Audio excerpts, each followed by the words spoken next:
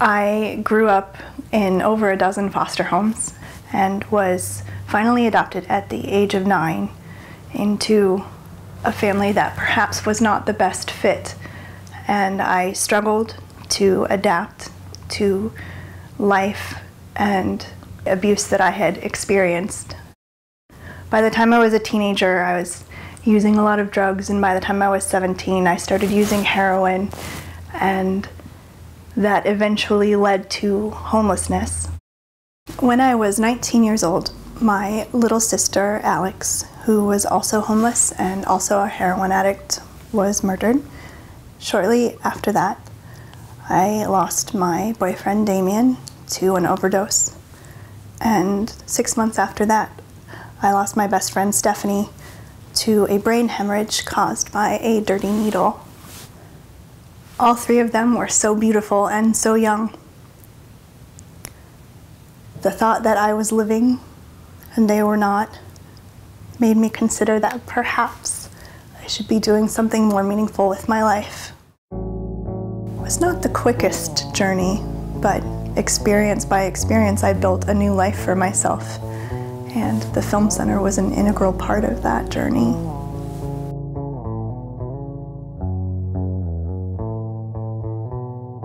In 2000, I was very excited to do a project with students at New Avenues for Youth. These were kids that were either currently homeless or formerly homeless, and the goal of the project was to make a 10-minute video based on their life experiences. The film that we all chose to make was based on an idea that I had, which was a story about a girl and her experience with homelessness. It was almost a form of art therapy, and it really helped me just to be in touch with what had happened instead of escaping from it. Our approach is to teach film, but really more to empower people to find their voice and to empower them to, through filmmaking, through looking through the lens of a camera, through editing, to find what they want to say to the world.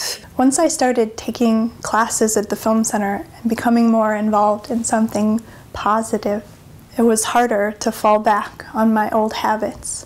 I realized that I had something meaningful to live for and something to look forward to. And I really found that it helped clarify my goals and what I really wanted to find in life. I believe that there's this sort of hidden life force in inanimate objects, and animation and stop motion in particular are such a brilliant way of expressing that and pulling that out.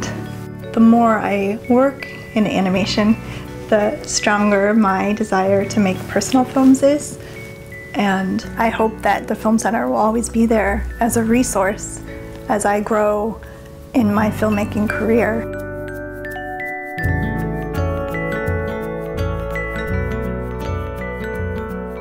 I have a convoluted understanding of string theory, which allows me to believe that my present self can talk to my past self and vice versa. And I love to think, on my way to my dream job, that I could pass by the struggles of my younger self and tell that person that this is where I was going to end up, just in this amazing place, getting everything I'd ever wanted. I do believe that that's true.